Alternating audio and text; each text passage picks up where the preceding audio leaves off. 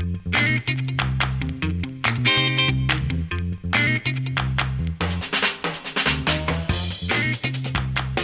going on, everybody? Welcome to episode 288 of Flo Wrestling Radio Live. I'm your host, Christian Piles, joined remotely, but we can say, as always, by my mainest man, Willie Sid. Except that one time. The one time you weren't. The one time you left and we're driving to Easton. But now you're back. You're remote. You're on the porch. We've got Nomad and Kyle here. And big things coming up. This weekend, going to be a little slow, but coming up really soon, Beat the Streets and World Team Trials. Very exciting times. And we got some great news yesterday. Gable doubling up.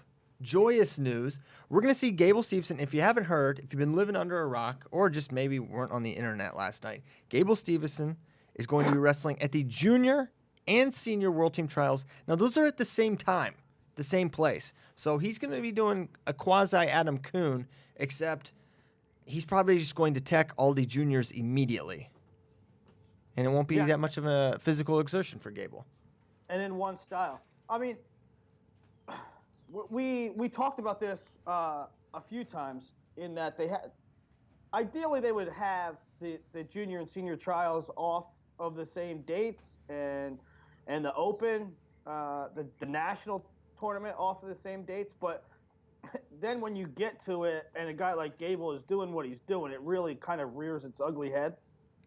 Yeah, I agree with that. And well, not only that, you can do one of two things, I think. You can, what I think we agree would be the coolest and best thing, which would be move juniors off of senior weekend for both the open and trials.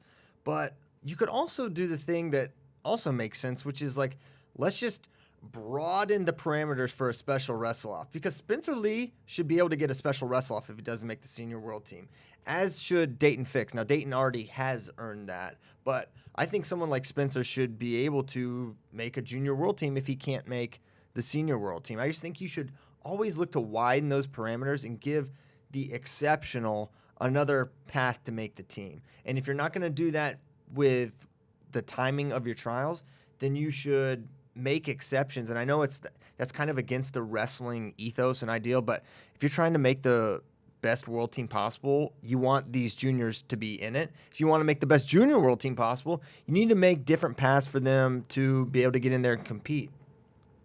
Yeah, and I think that there might have been a time and place for the procedures to be this way from a fan perspective. Like, I don't know, 20 years ago, I don't know if the traction was there to have juniors and seniors separated. Like, you know, people followed the senior level and the juniors were kind of cute. Okay, that's great. But now juniors are such a thing, right? People all know who the juniors are. They follow the juniors. It's as attractive as so much in our sport. Why not simultaneously have another great product, another great tournament, another great weekend for people to focus their attention on, while also making this process better for the athletes? Yeah, and I love the idea of getting our best guy as many international reps as possible. Give Spencer that opportunity, give Dayton that opportunity, get Gable on a world team where he's able to wrestle some foreign competition. I think that is to the United States' benefit. So I'm excited that Gable's going to do it. And you think about, you know, and someone asked, does he doesn't get to sit out, does he? He's going to have to go through because I didn't know if being a returning junior world champ got him any special juice, but apparently not, says Nomad. That's when you said it kind of goes against the ethos. Like, it still does. Even on the senior level, people still complain about Burroughs, Gilman, Gwiz, all these guys having the ability to sit out in Final X this year, World Team Trials last year. But I think, again, to your point, like, you shouldn't have to be a returning world medalist and go through the Open as a junior to get the bye. I get upset with the whole they get to sit out thing. They don't get to sit out. They earned the right to sit out. We want to put our best team together, and some people might say, well, just because they were the best last year does not mean that they're best this year. listen, they're proven performers. They've earned that right. Have we seen complaints about it this year? I haven't really seen them. I mean, how can you complain?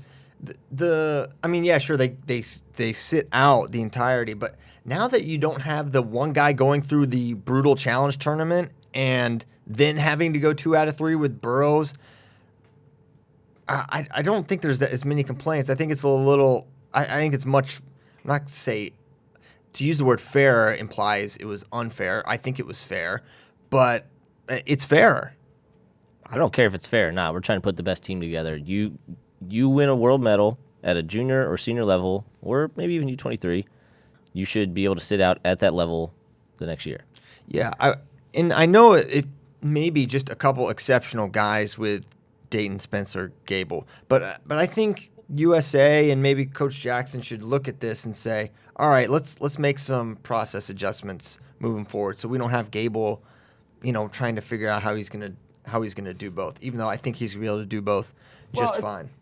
It's funny, right? Because the ones that are complaining, or when you say that, oh, look, all these guys are sitting out, and part of the complaint is that it waters it down, right? There's so many guys missing from the U.S. Open, and there's so many guys that will be missing from the World Team Trials in Rochester. But part of that, like, that's a great thing. What if we had one medalist? There'd be one guy out. We have so many guys out because we kicked ass in Paris last year. Yeah, precisely. It's a good thing. How about Eggum in that when he announced that Gable was going to be doing, he left open the option that they might redshirt him. Yeah, he's not going to redshirt right? him. I did not. Listen. He said if they feel he's ready, give me a break. He's just that's coach speak. It's gamesmanship, right? He's going to wrestle. There's no value in being like 1,000% definitive at that point. I mean, who knows what could happen between now and then? But he's gonna wrestle, right? Like they're not gonna. I mean, Coach Eggum basically said it. Gable wants to. He said if he's ready. Well, it would stand to reason that Gable's probably gonna be ready for Division I competition. He's gonna go right away. He wants to. It's gonna happen. But I actually thought you were gonna bring up like. Eggum, I can't remember the exact quote, but he basically said he's going to smash all these guys so easily. He said, quote, he's going to breeze through the competition. And like, that's what I was going to bring up. Shots fired at the junior heavyweight field. Dude. Because he said he's going to breeze through the competition so easy at juniors, he thought might as well wrestle seniors too. Except the only thing is that he is. He is. I know he is. It's 100% true, but it's so... It's very rare, and I commend Eggum for just like let's just live in reality here. He's going to smash all of these guys. There's no one that's it's not even like there's no one that's even like in the conversation with him, right? Right. It's I mean Jordan Wood, Gannon Grimmel won juniors. Gannon Grimmel won, guys, and he beat Brandon Metz in the finals. So Metz can't at North Dakota State, who you are proudly repping today. The Bison. Go Bison. Here, the only thing, I mean, I'm not saying that these guys can go with Gable, but I would be mildly intrigued not mildly intrigued. I would be intrigued just to see where Cassiope is at, where a Mason Paris is at. But, now I was thinking about doing some junior stuff, what the fields might look like. But so the senior fields are set. The junior fields, there are so many people that can show up. Anybody that was an All-American this year at NCAAs that's still junior eligible. Anybody that placed at Fargo last year it's obviously junior eligible. So there's just too much to go through. Placed at Fargo? Yeah, top 8. Top 8 junior Fargo. Holy crap. I can't even start putting together hypothetical fields. But there's a lot of guys that could be there. Holy smokes. Yeah, please don't. That sounds like an incredible amount of time. Other Minnesota notes. Dustin Schlater no longer at at Minnesota Storm. Insert Trevor Brandvold, who was at Wisconsin. So a little shake-up there. I really like that move. I mean, Schlater was a world team member. He's an NCAA champ. I think Minnesota Storm has needed a full-time freestyle coach. They have Greco coaches. Mm-hmm. I think they've needed a full-time freestyle coach for a while. not because they're doing a bad job, but just because it's good when you can have a guy who's full-time RTC, doesn't have to worry about the college guys, can just worry about developing, Zach Sanders and the college guys once they're in the freestyle season, right? So I love it. I think it's great. They're getting a new facility. Good job, Minnesota. Good on you. Also, I was just looking at junior entries real quick. Nick Lee entered at 65. Ooh. I like that. And Chad Red. Oh, wow. Run it back. Mm-hmm. They haven't wrestled since their I don't state think final. so. I would love to see that match again. Nick Lee, Chad Red. So who's the strength and conditioning coach at Iowa now? Well, are you throwing your hat in the ring or what? Well, yeah. I know you mean, just moved, but I know. Iowa City's nice. I can see myself settling down there. I wonder if they're just going to move someone from the club over. I don't know. I feel like, I don't know this, but I feel like the strength and conditioning coach is not. Well, I guess Rutt did have his degree. I don't know what they're doing, basically. I have no idea. Rutt was rare in that he actually had background, like, right in strength conditioning. Yeah, Like, the one before was Luke Lofthouse, I'm pretty sure. right. It's normally just another guy. It's another coach. Jared Yeah. Frayer was in that role for a while, wasn't he? Jared Frayer. Yeah. Right. Jared, come on. As opposed to, like, You were showing throws. Yeah. dietitian, kinesiology, like all that, all those different degree paths you can take that could actually lead you to become a strength conditioning coach. Yeah, That's not normally the case in wrestling. That's more so the case in, like, football and those sports. Right. So, no, I don't know what they're doing there, Willie. In other NCAA news, Justin Oliver and Mason Smith both have their homes. They're leaving Central Michigan. Essentially, I don't want to say gutting them, but, man, that really hurts. So both those guys are, Mason Smith won Midlands. Oliver's an All-American. Now they're both gone. Smith going to Arizona State. Justin Oliver to NC State, which is a nice stopgap for them for 1 year. So NC State, maybe not going to be a one-off or potential to go back-to-back on the podium. Going to have a really high-quality team next year. Well, and with Central Michigan, they also had Brent Fleetwood transfer last year. They've had three quality guys transfer. Keener. And Keener. Oh, yeah, and Keener. So 4 quality guys transferred in 2 years. What's the scuttlebutt there? I forget if it was Justin. I think it was Mason. Or no, it was Justin. That was Justin. just not like knockdown dragouts with the coaching staff, but just basically not seeing eye to eye on the training, how they were trained. I always thought that Borelli did a pretty dang good job up there.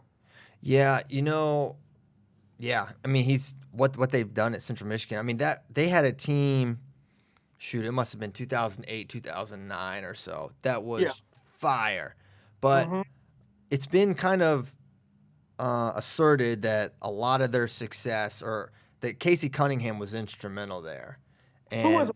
Was that Sentes and Miller and Sentes Miller, Ben Bennett. Ben Bennett. They had Rod Trice. I was going to say it was Rod Draw Trice Trice, at the time. Steve Brown. Steve Brown got famous when he didn't get majored by Metcalf, when that was like a major accomplishment, and he ended up All-American. Interestingly, he's the guy that Burroughs was wrestling when he tore his ACL. Just about to say, that's what I know him for. Yeah. So regardless, Central Michigan, they had seen better days, and they've been kind of falling off towards NCAAs, and the guys are kind of like raising their hands like, what's going on here? So that's what the athletes are saying. But as for Oliver at NC State, I really like that. I was talking to Hayden at the Open, and sometimes when you talk to guys, you can tell when they're being like genuine or not genuine. And when you hear Hayden talk about the coaching staff, like Pat Pop, Adam Hall, Obi, all those guys, he's like, yeah, Tariq Wilson wasn't a fluke. Like, we're going to have 2 more of those guys next year who, okay, they're kind of, and then bam, they're all Americans. Like, they trust so hard, which is half the battle. You trust in your training, it's half the battle. Trust the process. You know what's interesting is that, Christian, it's kind of a perfect segue. You talk about Central Michigan having solid years, and then at the end, maybe not achieving what they should achieve or what you expect them to achieve.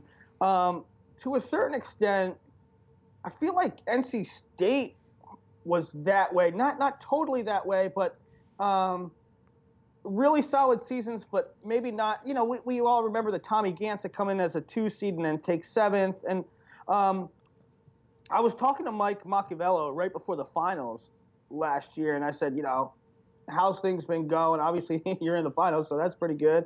But he acknowledged yeah, the coaching staff really wanted to make adjustments in our postseason run, as opposed to previous years. And this year they really did do well at NCAA. So those adjustments must have worked. Now they add Justin Oliver to the lineup, and the recruiting class is fire. It's probably going to be around 5th. I'm excited for your recruiting class rankings, Willie. Yeah, NC State doing great things. And plus, they always have that element. Now, we'll see. Beasley's gone. Beasley was so instrumental in recruiting there, but I feel like, you know, Coach Papalizio and company are going to continue to keep recruiting. But it seemed like they found those gems, right? There's another one. You know, they bring in guys. They bring in like 12 guys every year. Like, I don't know how they all go there, man. They bring in a lot of talent.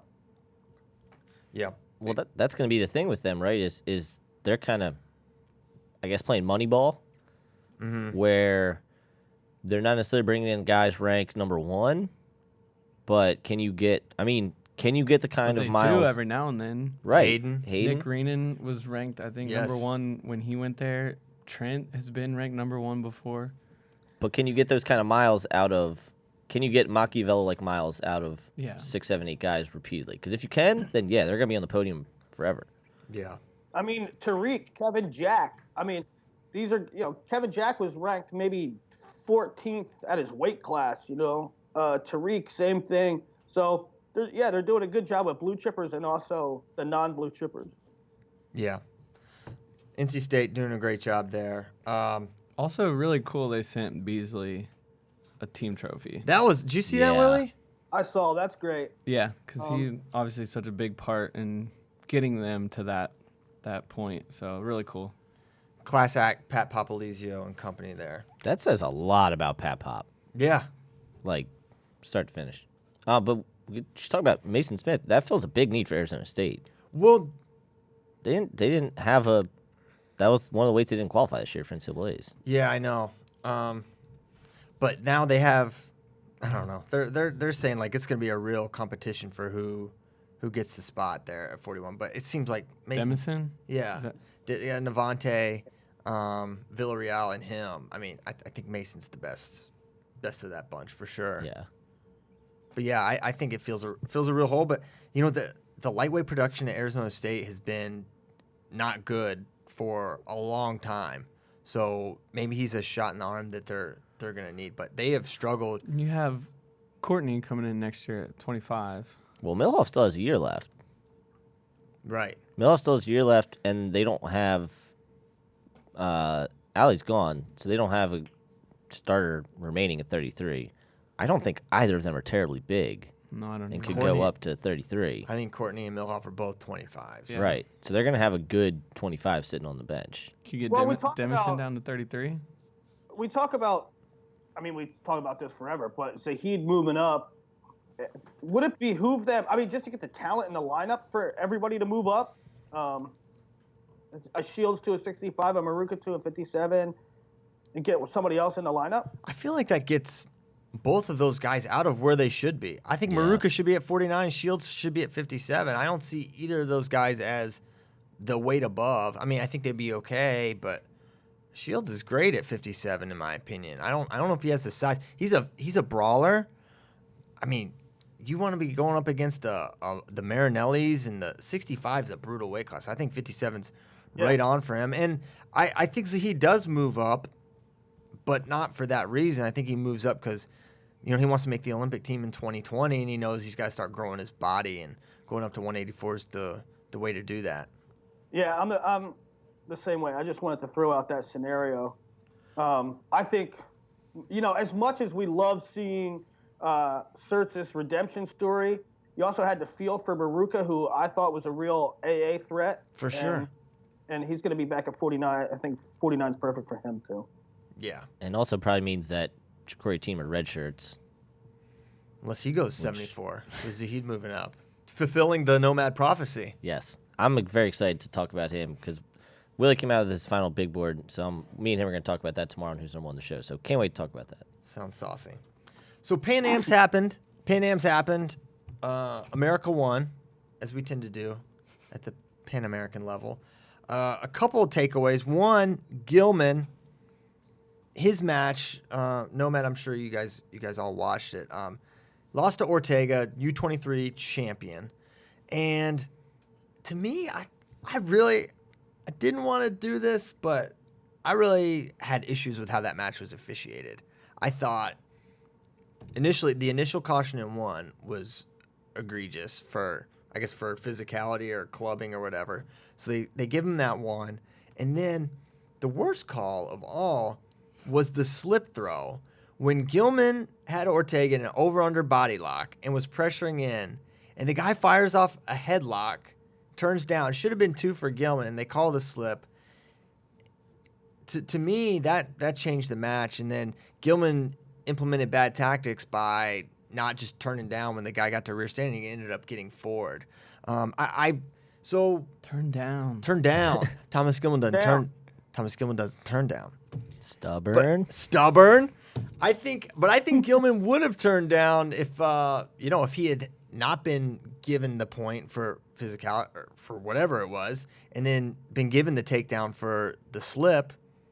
I think that's a different match. So really, at this point, you just kind of want to see where the guys stack up against each other, and you want to see how they look for Worlds, right?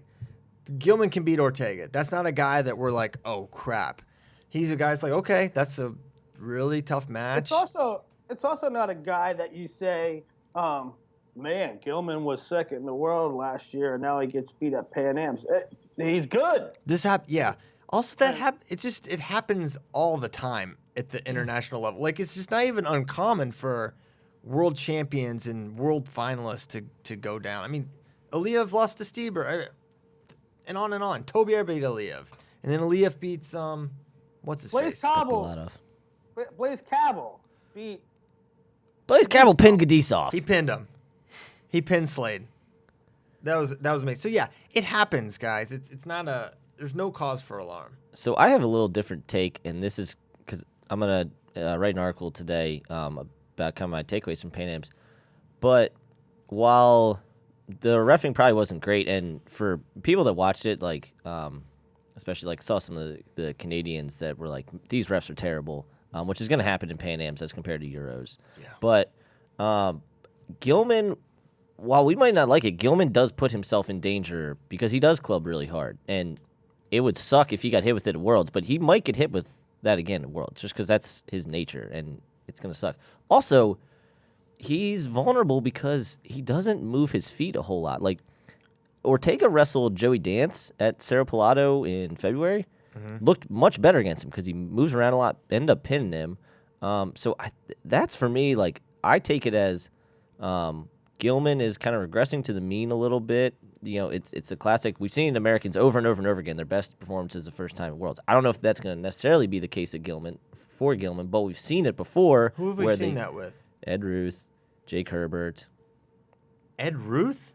Well, he only made his first. I'm saying first year out is your best year, and then people get tape on you, and you regress to the mean. Well, okay. I don't think Ed Ruth is the example. First of all, he only made one world team. So yes, and it was his first year out. Yeah, so Jake Herbert's best year is his first year out. I think there's way more. I mean, I don't agree with that. I mean, how can you compare Ed to international competition? We only made one world team. Basically, Jake Herbert got bigger and stronger and beat him. We've had this conversation before about guys who their best year is the first year out. I think we could go down the line, and that's probably not true. But I didn't know you had a take such as that for me to combat it. But yeah. I think there's plenty of examples where that's not the case. That sounds like an article idea. Talking about making adjustments, can we see or will we see Gilman Ortega round 2 at Beat the Streets? No.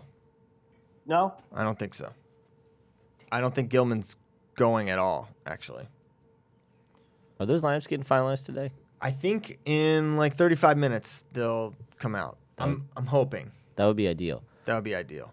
I do believe we will have Salas Snyder, which to me is really interesting. Part of me is like Snyder's just going to beat the life out of him and just tech him 10-0. But maybe before that happens, we'll have some really exciting exchanges where Snyder gets on the leg and we get to see some freaky Salas scrambles because he's one of the best scrambler far ankle guys in the world. And I think that's a unique challenge for Snyder that we haven't. I don't think we've seen him wrestle a guy quite like that, have we? No, and Salas is incredibly difficult to take down. I mean, if you remember his Olympic bronze match with Jaden, that too was dicey that they gave Jaden. Mm-hmm. And no matter what, whether it was 2 or not, it was hard earned. Yeah. You're never going to get an easy takedown, Salas. You will never, ever, ever get an easy takedown on Salas. He lived on his legs. Yeah. He just couldn't finish. Yeah, part of me, I feel like that Salas maybe no more. Oh, I mean, he lost. He does not look to be in particularly good shape right now. He lost to I forget if it was Hayden Zillmer or Ty Walls. Yeah, Ty Walls. He got teched by Ty Walls. Oh boy. All right, so that's all right, never mind. I'm not excited anymore. And that was at 92. Cancel that match. Yeah. Yeah, I think so. No. Oh, that was yeah, it was still 97. Sorry. Hey, where's Bond? Yalis. Did he retire? He's old. I need him in my life. He was made for New York City. He wrestled not long ago. He wrestled at Cerro Pilado. Yeah. He beat Corey Brewer. Cody. His name's Cody. Corey Brewer is a small forward for the Atlanta Hawks. I actually know the difference. I don't think he's retired. I want to keep seeing him. Yeah, I know. Do you know that Toby Erickson's like 34? Mm-hmm. Sounds about right.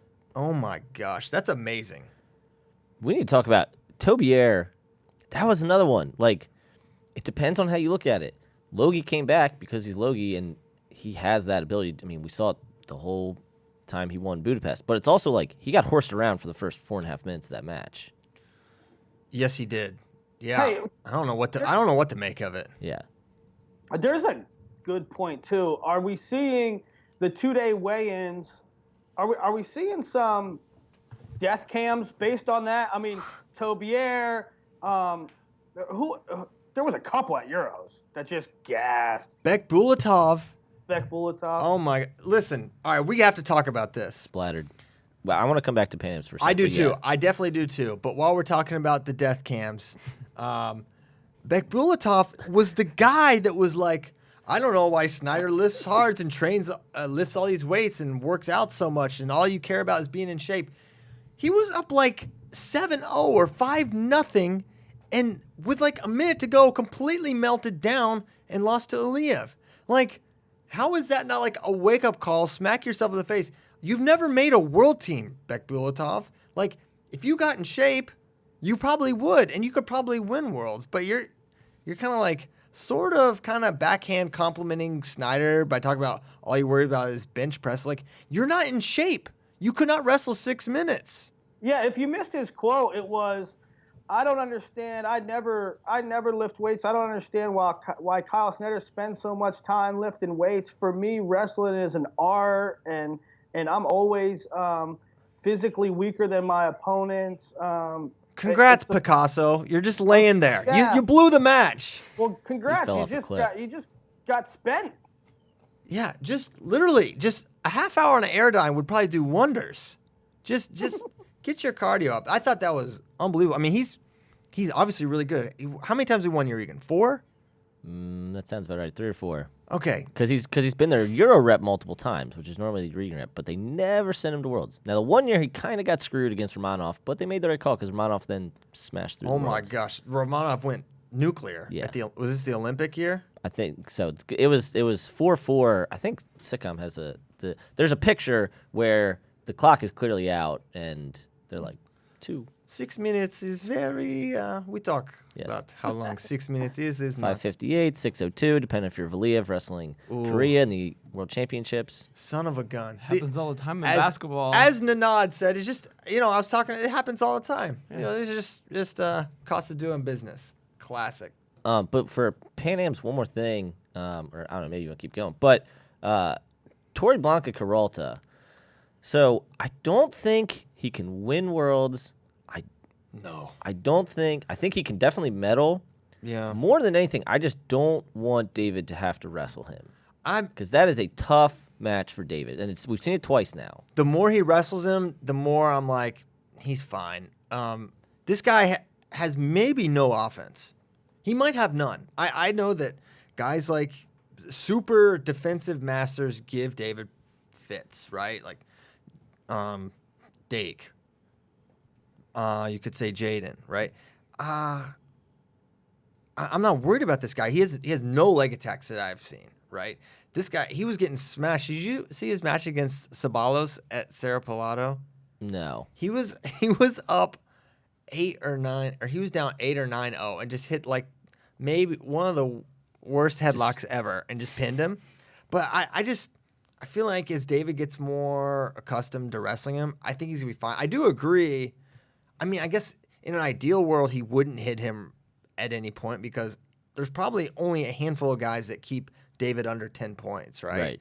And he's clearly one of them. So for that reason, yeah. But I feel like it's always going to be matches like that, like he had at Pan Am's, where it's close, but the guy is going to need a way to score late, and I don't think he's going to have it. Mm-hmm. And I was actually really encouraged to see David beat him like that again and to win not like video game score matches.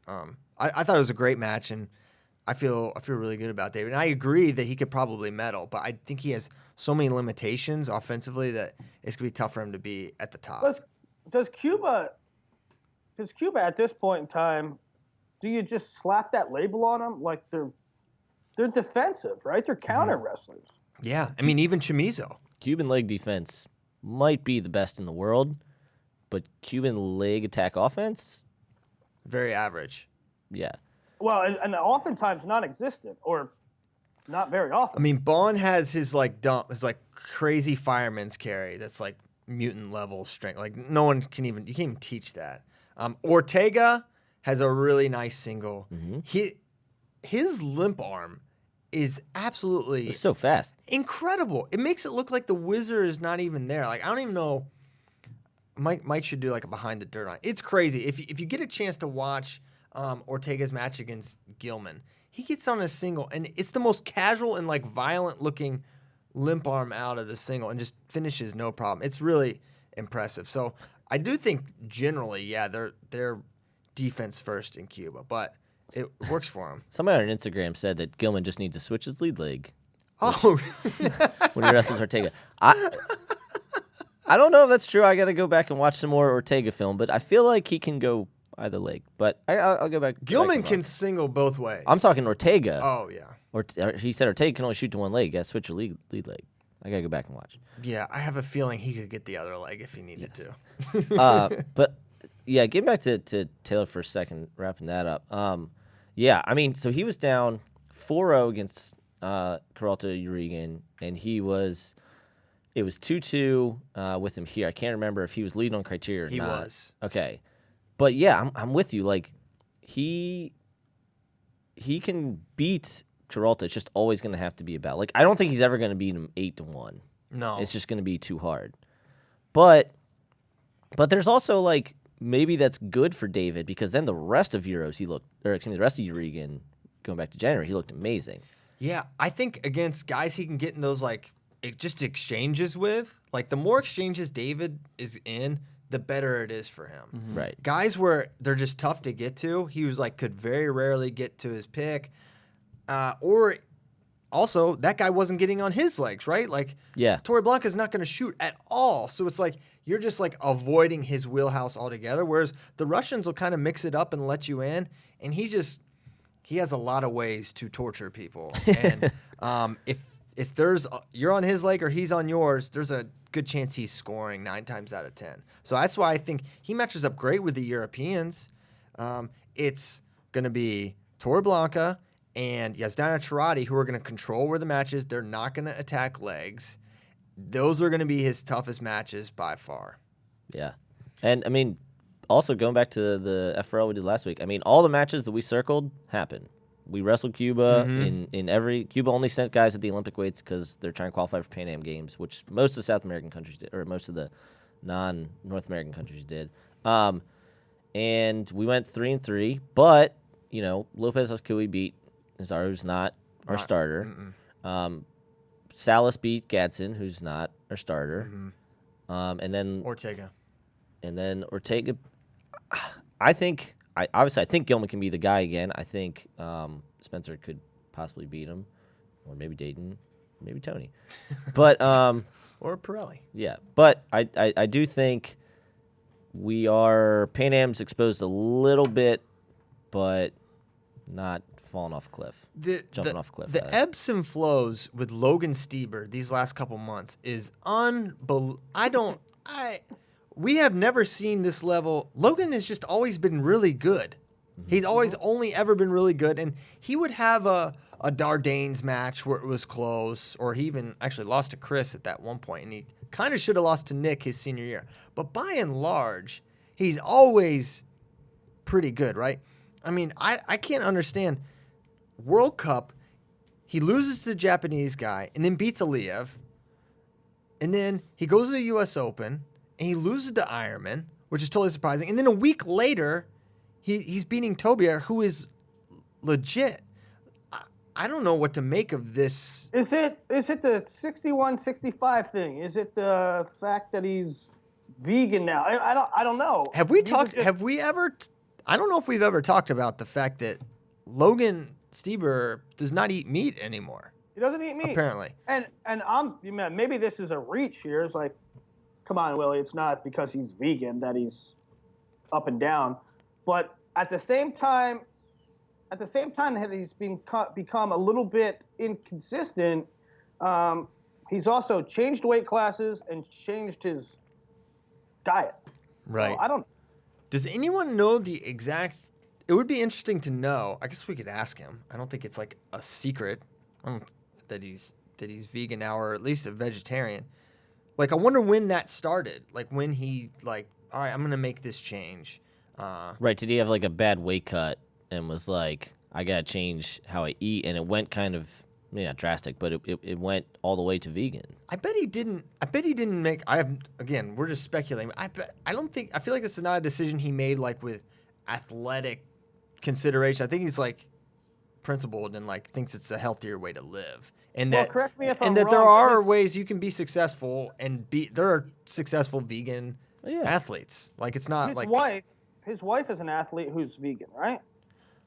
I know his wife was like a cross country runner. I don't know if she was vegan or not. But yeah, you could assume that. I don't know. Part of it is just, it could be just like adjusting to a new weight class or any number of things. But when you have a drastic, and what we know about nutrition and how like important it is in wrestling, you can't help but wonder if that is something that could be contributing to like up and down. Or maybe he's just. And how about this? He is older than.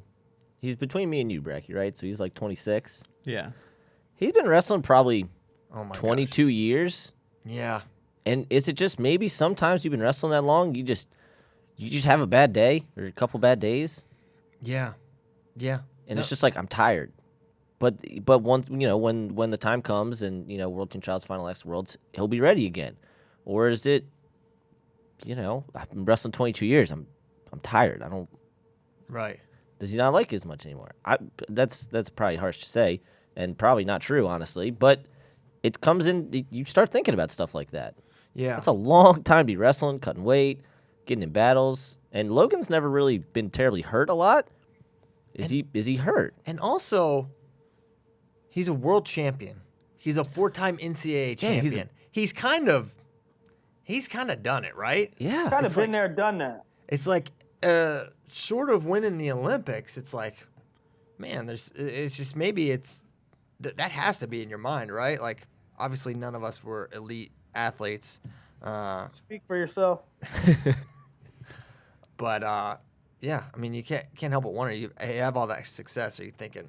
I've also, this is kind of what I've come back to lately is, we play Madden and NBA 2K, right? And these guys are like, well, hold on, let me finish. Here we go. The video game. So on a video game, right? Tom Brady is always a 10, right? LeBron James is always a 10, 100% of the time. Sometimes athletes though aren't like video games. Like they'll have a bad weight cut, or they'll get in a fight with their best friend or their girlfriend or their parents, or they won't sleep right because they had to fly to Peru. Like sometimes guys just aren't always where they need to be, and when the margins are that close on the senior level, that can add up. Yeah, for sure. Just like 2K. Yeah. That's Okay. right. Anyway, hope Logan kicks ass because he always has, and he's fun to watch. He's very fun. More Pan Am stuff. I don't have a lot else other than Ben Provisor did the classic double up. Ben Provisor is my hero this weekend. And finished higher in freestyle than he did in Greco. Well, I was thinking about this. I'm curious what you guys think. I believe that Children are the future. I do. I truly believe that. And I also believe that the transition, you can make the transition from Greco to freestyle a lot easier than freestyle to Greco. Because, and maybe that's wrong, but I'm not saying you can go and like win worlds, but I think to do what Provisor did is a lot. If you've been training Greco, you can go and do freestyle because you can control where the match is happening. You can control the hand fight. They're really good parterre already. They're really good short offense, and if you can move the guy around, we see it. I mean, we see it with Cuba. We see with a lot of these. There's a lot of wrestlers on the freestyle level that kind of win with some Greco-esque tactics where they're not attacking the legs as much. I mean, Yazdana Charati, he's reluctant to attack the legs. So I think we should get Beat the Street should get the Armenian to wrestle Kyle. See how that goes. Alexanian? Oh my yeah. goodness. Who's the guy that did the helicopter? Oh, Aratunian. Yes. That guy's I want electric factory. I want Kyle to wrestle him. Kyle, do you accept?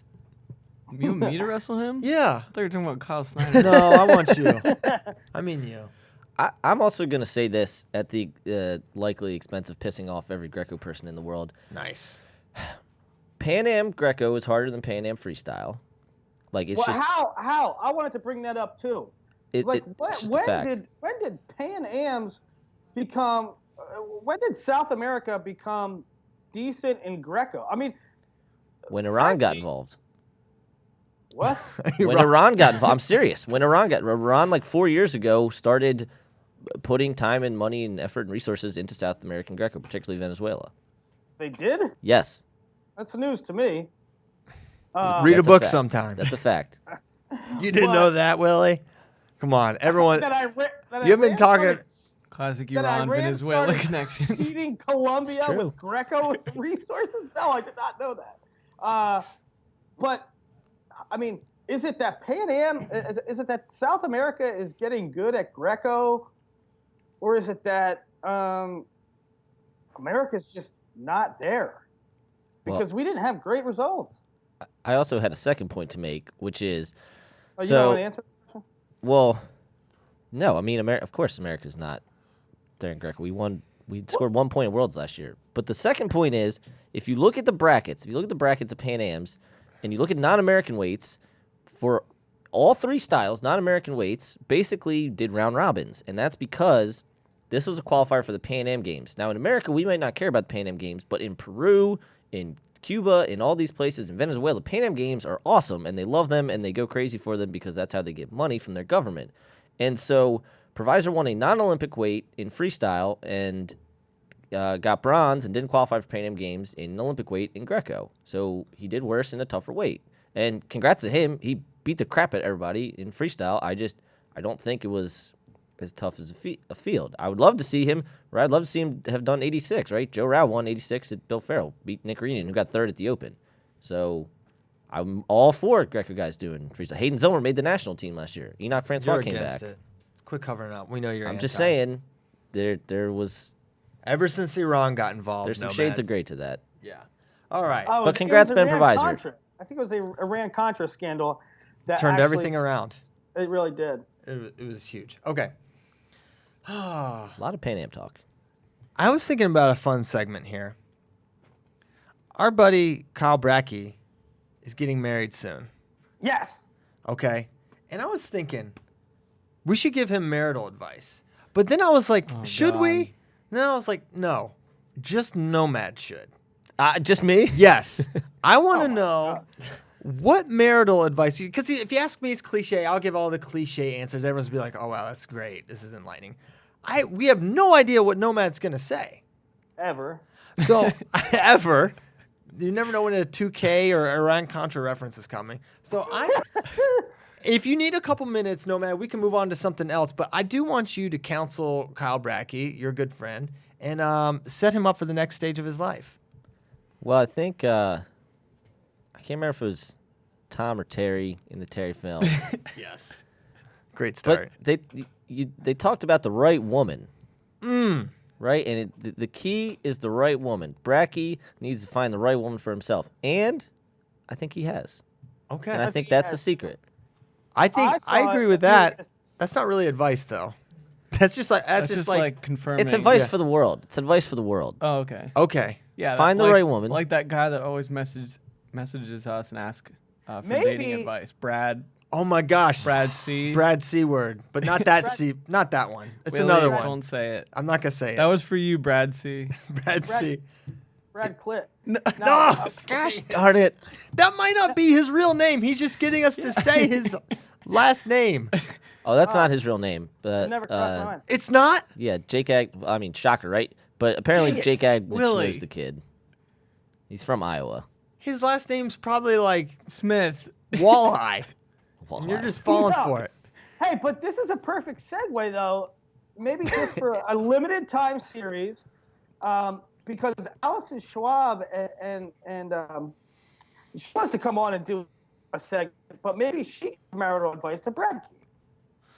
Oh, that would be good. That'd be kind of touching. Well, What if Olivia had 7 sets of twins who did? right after Olivia? What if she did after talking to Allison? Oh my gosh. Well, they have one set of twins. The brothers are not twins. They're like They're not twins. No, No. they're just close in A age. year apart. Yeah. Well, they look exactly alike. Willie, you're having a poor network connection, by the way. So if we don't talk to you for a little bit, that's why. Yeah, I think, why don't we get to the questions? Because that was one of them. Allison Schwab, wife of Doug Schwab, asked, why isn't there Flo story time with the wives?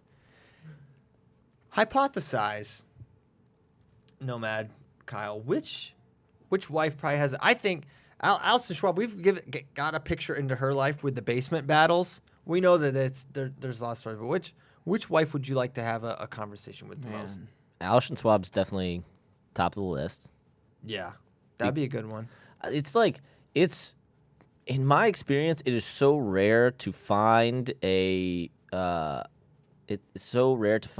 woman who like fosters that you're gonna figure that out, bud. You gotta like get better here, right? Like you gotta turn off the nurturing a little bit and let the basement battle play itself out. She's great at that. Yeah. I feel like about John Smith's wife. Yes. What is that like?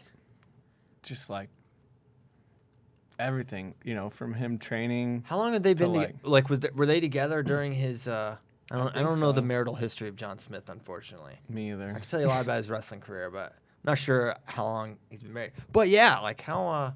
What's he like as a dad? Well, we assume it's got to be at least 20 years, right? JoJo, his name Yeah. is Joseph. His name is Joseph. We should ask Joseph What about that sometime. What about Coleman Scott's wife?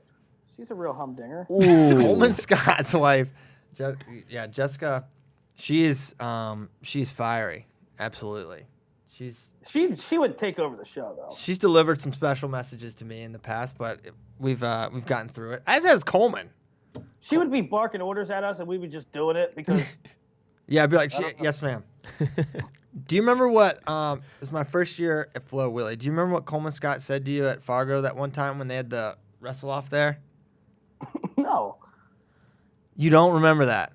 I do remember something, but I don't remember what he said. So I think that they might have not liked you for a while.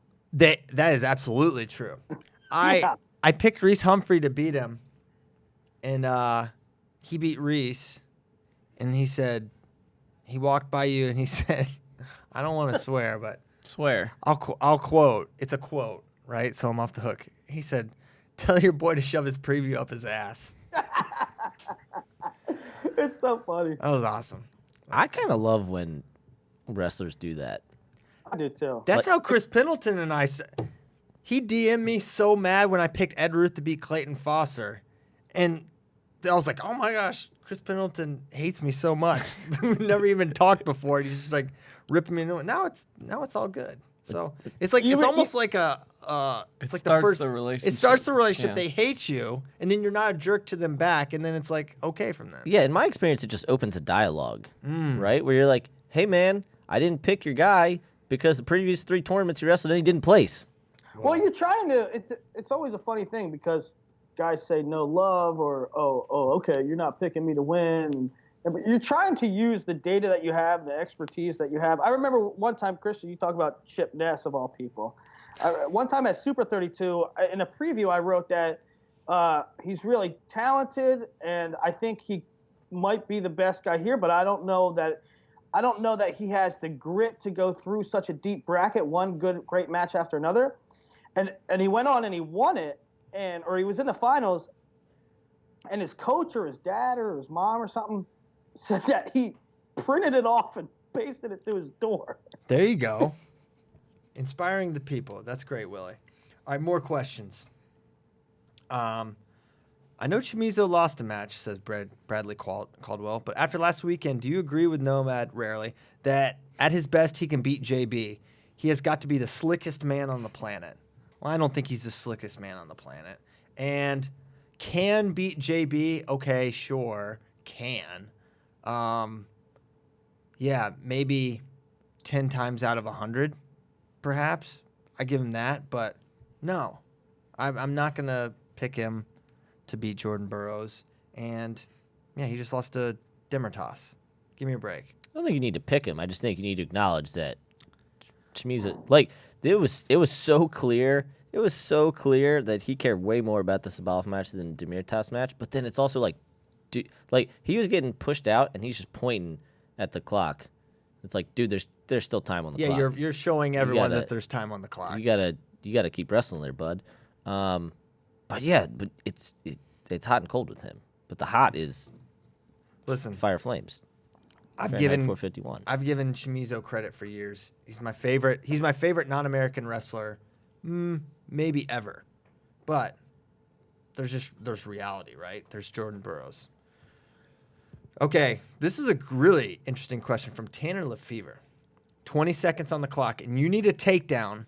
Who is your surest college folk and international freestyle bets, respectively? So there's 20 seconds. You got to get the freestyle one is easy because we've seen him do it 1,000 times. It's Jordan Ernest Burroughs.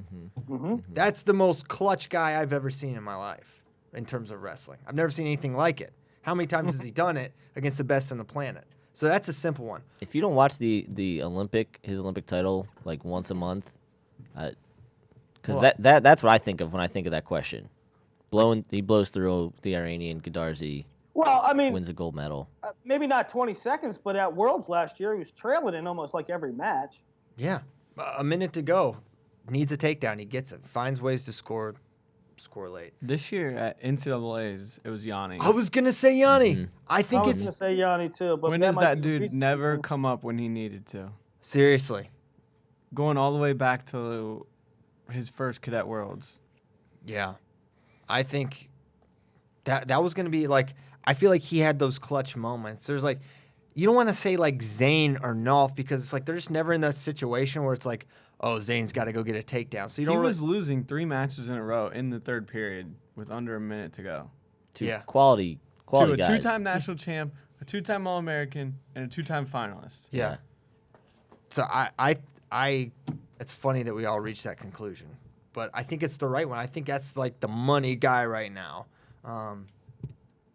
Well, it's tough because they're never in that situation. Zane's never in that situation. Let's put a hypothetical out there like this.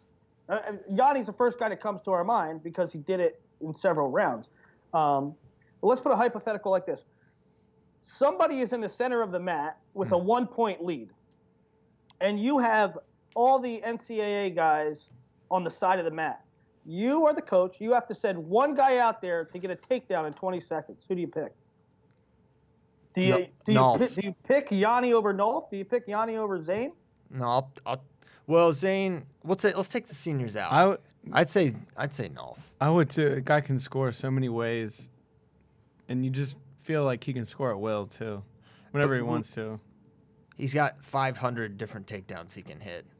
Upper body, leg attacks, both sides. I think it would be him. Bo Nickel. What about if you're No, I would not say Bo. I don't think. Yeah, I wouldn't say Bo. I think the contrary has happened in. I don't know.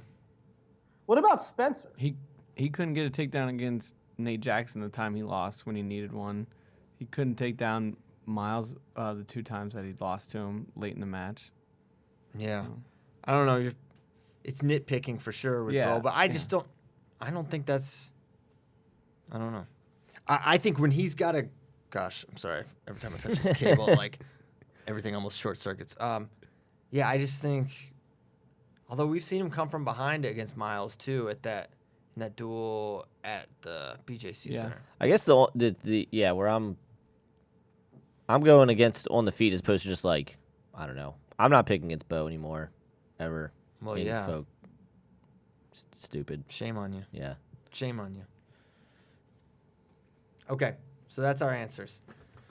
Well, wait, would you take Spencer? I would certainly consider him. Yeah, I would consider him. I mean, Yanni, Nolf, and Spencer probably. Yeah. Okay. Now, all right. Speaking of Spencer Lee, thank you to Spencer Lee for asking a question. What's the rule on changing countries, and what is your personal opinion on it? So, for the rule, what do you mean? Why do you make that face? You said speaking of Spencer Lee and then did a transfer question. He asked this question. Oh, Spencer asked this question. Yeah. Oh. You should check the doc Hey, out Spencer. sometime. Yeah, so we have a doc where you're actually shared on it, and you can look at it and then know things before the show. Hey, thanks for watching, Spencer. He's actually been typing in it the whole hour. Yeah, that's a good point. So that was Spencer Lee's question. He's a 3-time world champion, and he wants to know, what is the rule on changing countries? Nomad, you could probably speak to that succinctly. Yes. Okay, so basically, succinctly, you can transfer one time. So if Christian, what's your heritage, Christian? English. Okay, so let's say Christian wanted to wrestle for England because his grandfather is from England. I probably could. Right. So how difficult is it to prove that though? Like you see like Jadziev go to Poland. Alex Dolly's granddad or great granddad was born on a boat outside Ellis Island, so he could compete for Ireland. Like it's for some of the countries, I think it's not hard at all. So that's part of it. Is there's like an ancestry aspect, and then there's just like a training aspect, which is what Kuti Magomedov did, right? Who is a Russian 86 kilo, coaches Dagestani. But basically, you can transfer countries one time. You have to pay. This is where it gets annoying. It's baking into this more, but you have to pay the previous country. So, like England would have to pay America for Christian services, and they have to pay UWW, which is a whole nother thing that's stupid.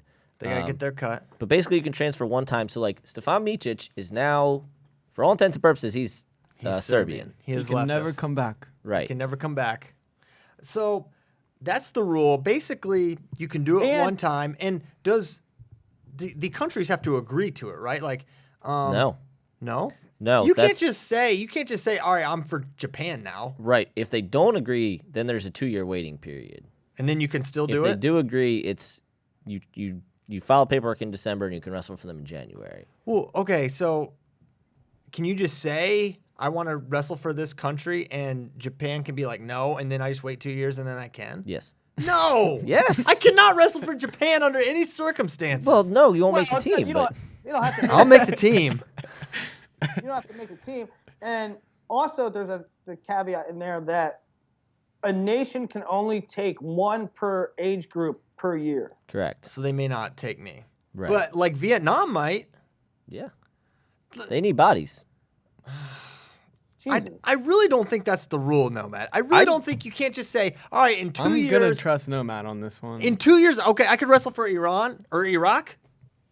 They just assume that the feud will be over in 2 years. Give your opinion on if they're good or not, and I'm gonna pull this rule up if I can. Okay, so here's my personal opinion on it. I thought about this a lot. Spencer, you made me think.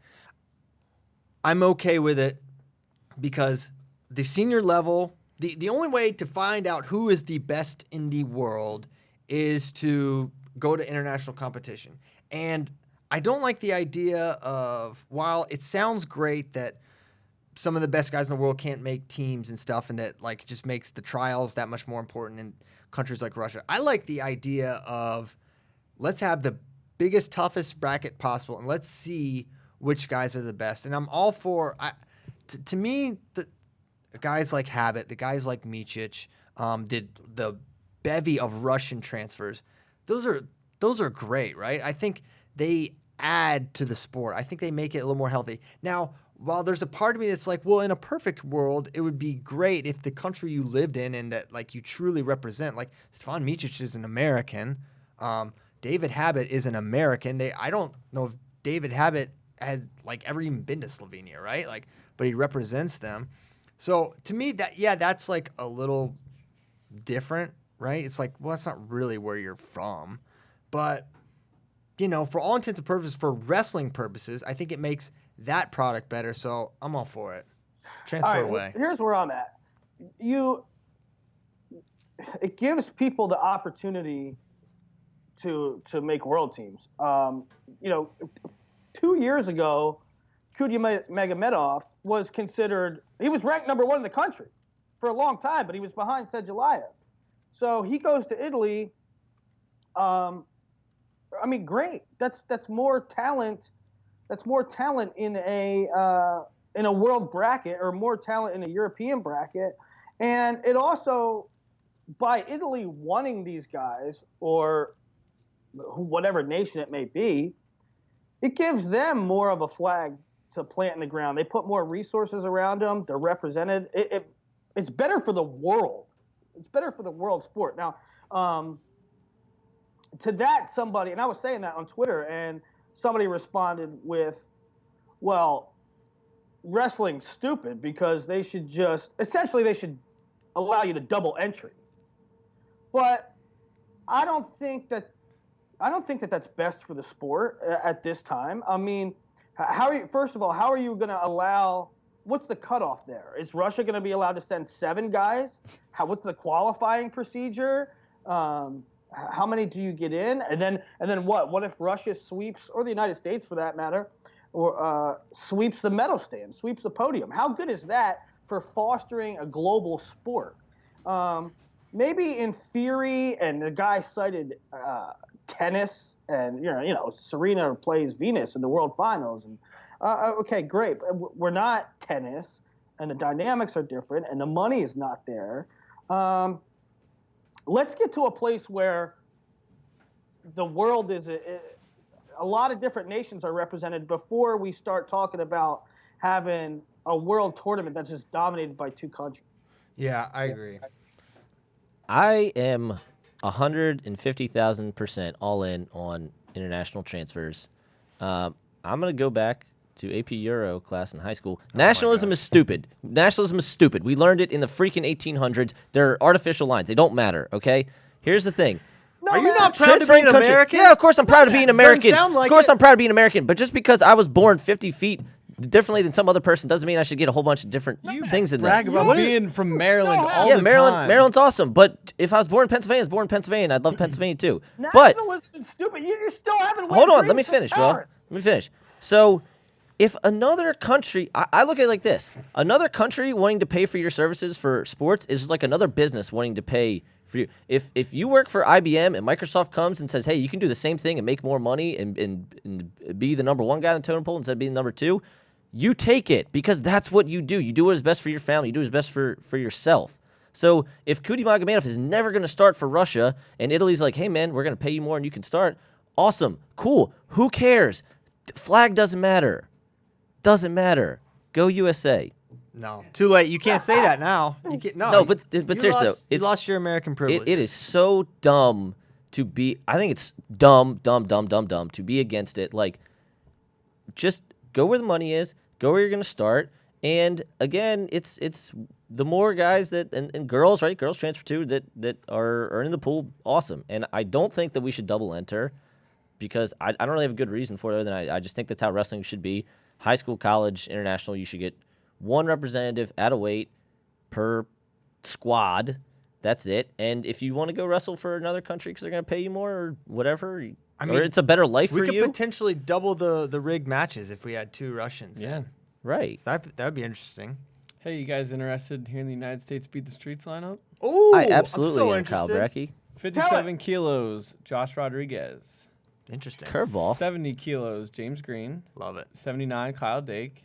92, Jaden Cox. 97, Kyle Snyder. Heavyweight, Nick Wisdowski. Nice. Plus, we already have Jordan Burroughs is in and Jordan Oliver. Mm-hmm. So Kyle Dake we kind of knew because he'd been posting he's been posting about Beat the Streets, right? His shoes, and then Riccio did the awesome edit. He's wrestling Lopez Escui. Yeah. Have they ever wrestled? No. I feel like that guy just loses to Americans. Like, it's basically, it's like, we always say, man, he's got all these medals, blah, blah, blah, and then David Taylor smashes him, and then Jordan Burroughs smashes him, and now Kyle Dake gets to smash him. Yeah. But he does have world medals. He's very Also, good. Toby Erickson out. Oh. Franklin Marin Castillo in. Right. He's Marin pretty good. Castillo, yeah, he's one that's kind of been around for a while. He's tough. He's really hard. So that's who James Green. James Green will wrestle. Okay. Torrey Blanca versus Cox, interesting, right? We spent a whole, 8-10 minutes gonna talking be about him and extremely low David Taylor. scoring. Yeah. That's going to be a tough match for Jaden. Mm-hmm. Very interested to see. Maybe, perhaps the bright lights of New York City will evoke some sort of extra offense. So Josh Rodriguez isn't qualified for World Team Trials, is he? Correct. Dang. Probably the best guy to not qualify at 57. Maybe any weight, but definitely 57.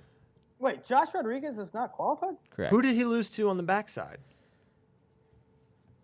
Talk amongst Hang on. yourselves. Talk amongst yourselves. I got it. I'm already in. Okay. Look at Wow, he had like the closest match with Tony. He had a good U23 trials where he lost to Dayton, got third there. Had a good Ukraine where he got fifth. Right, as Willie said, had a loss to Tony on, I believe it was all shot clock points. It Yeah. was. That was a dicey match. That was very dicey. But then I don't know who he lost to on the backside. Yeah, so the tricky thing is you have to have someone that's either not in World Team Trials or in Final X, which all the other Americans wrestling are in Final X, or Jordan suspended, or Josh Rod, who did not qualify. Right. And so I don't know if I'm maybe Pirelli. going. He lost to Pirelli. Pirelli! Because Pirelli got upset by Skylar Petrie. Yeah. This is all Skylar Petrie's fault. Well, actually, no, we should be thanking them because now we have Josh Rod at Beat the Streets. And who is he gonna wrestle? Ortega. Oh, that'll be interesting. Yeah. So I don't know if Gilman, maybe didn't want to wrestle because they just wrestled or what. But Yeah, that's probably it. right. But I mean, so we haven't seen. Gilman we've seems seen like Gilman Castillo. Beat the Streets is amazing and awesome. But I feel like Gilman's one of those guys, the frills of New York City. I feel like that doesn't do it for him. Right. He Right? could care less. Yeah, he's I'm just going to stay home and train, right? I feel like he is the most likely American representative to be okay, cool, but no thanks. Beat the Streets is great, but yeah. Okay. Yeah, I'm with you. That's a good lineup, though. And then the 3 women's matches are going to be great. Helen Decaroye, awesome. Who do you like Great. in that one? Because Helen versus Adecaroye is extremely interesting. Adecaroye's got amazing offense, really nice double leg. Obviously her length is incredible. And she's, so Brock Height was on, shout out Brock Height, he's been on the Decaroye train for years. For years. So she's only been loves her. wrestling probably. He's kind of in love with her. Yeah. Yeah. He loves her. She's only wrestling 6 or 7 years, so she's finally coming into her own. I'm kind of surprised. I don't think they would be the same weight at Worlds. They could be. It's kind of a nice thing about Worlds. All the women's weights are so close together. You can kind of move things It's much around. easier to make super matches in women. Yeah, I'm excited for this one. I think there's gonna be. There's always the chance that Helen just 10-0s her because she's the best woman incredible. walking the planet right now. But if they're on a comparable tier, it's gonna be a very, very exciting match. A few more questions before we depart. Hunter Gamble, shout out to Hunter Gamble. Love this guy. Who has a better shot at an Olympic title in 2020? It's a great question. Chamizo at 74 or Aliyev at 65? Actually, I think this is an easy question, but I'm curious what Willie thinks. Aaliyah. Yeah, right? Mm-hmm. Because there's no Burroughs at 65. No, Burroughs isn't wrestling 65. Unless he does. You know, you can't rule it out. I'm dropping down. Hey, I've got more breaking news for us. Oh, my gosh. Kyle won't stop. Courtesy of Mike Mao. Oh. Austin Schaefer's going to the Oklahoma RTC. Wow. They are loading up. Scooped him. So They're getting all the Cowboys. dang. So they've got Austin Schaefer, Oklahoma State. They've got Anthony Colica, Oklahoma State, and Dean Heil, Oklahoma State. NATO Supposedly. apparently going there. And maybe one more. Oh, we'll go on. Alan Waters, potentially. Oh, Maybe. he'll be like their 61. Yeah. That's going to be a squad. Mm-hmm. And Schaefer, I'm kind of surprised. He seemed to really enjoy New York RTC. Well, Now- I don't know if he was getting like much funding or anything. Well, that's always the thing, right? An If Oklahoma somebody's- kid, too. yeah. So I'm He's sure. from Oklahoma. He's going out with Magaldo's sister. Who's still over there? I don't know. Maybe that factors in. Come on. How can you we have to speculate? go. But sometimes that factors in. You want to couldn't- be with your lady friend. Does she go to Oklahoma State? Magaldo's from like Jersey. Yeah, I don't know, probably. Oh. Yeah. All right, we're really going to end with Magaldo's sister? Daggone Well, it. hold on. Let's. We need one can- more question. I can't. How about, all right, somebody asked how Nomad feels about open face sandwiches. No. Are they a sandwich? No. Bruschetta's great. No, there's good questions. Odds of Gable Steveson getting redemption against Kuhn if he makes it to Final X. Well, he won't have to make it to Final X to see him. Easy win for Kuhn, or does Steveson get it done? Oh yeah, and this guy does ask for Nomad's thoughts on open face sandwiches. I like the first question better. I do think there are adjustments that Gable can make to make it so he doesn't get teched. However, I think it's a brutal matchup, and it will still be brutal next week in Rochester. Yeah, that's why I like the open face sandwich question better. I just think that Gable just needs time. Kuhn's a horse. He's been he wrestled Kyle Snyder a bunch of times. Man, Beat Jake Farner. He's beating these horses. Gable's a first-year junior. Yeah. Okay, last question, then we will for real go. Nate Brown, NCAA finalist for Lehigh. Between Moisey, Schramm, DeSanto, Oliver, Mason Smith, Storr, how many total AAs next year? So that's like all these transfers. Many of them are returning AAs. 3 of them. How many? I will say 3 of those 6. I'll say Moisey, DeSanto. It's gonna be tough for Storr. Yeah. Storr and Smith. You figure maybe one of them. And then I'll say Oliver. 3. 3. I don't think Schramm does, but you can't rule it out because he's done it before. So I say 3.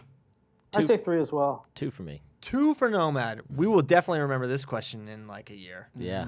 This one is going to be, we're going to be talking about this one. We'll try to remember. Nate, remember this question. And remember that Nomad went contrarian and went low. Okay.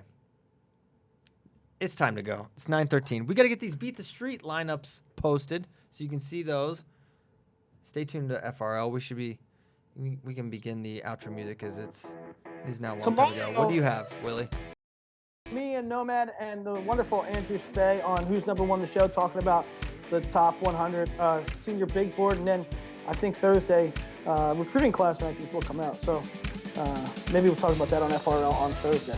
We'll probably talk about that next week on Who's Number One the show as well before we go to Minnesota. Mm-hmm. After the show on Thursday, I got to go see a couple of our women's world teams get determined. Cadet and juniors. That's right. Women's nationals this weekend. That's always fun. Get to see, Gracie Figueroa et al., Michaela Beck, all those young ladies. So that'll be cool.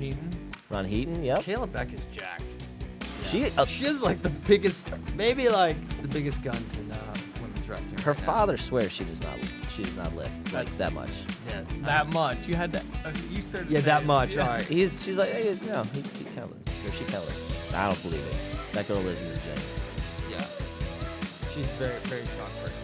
All right, so on Michaela Beck and Open Face Sandwiches, we'll let you guys go. Thanks so much for tuning in. Thank you to ASICS for your support of Flo Wrestling Radio Live. We will be back Thursday. Can't wait for it. Thanks a lot. We'll see you next time, guys.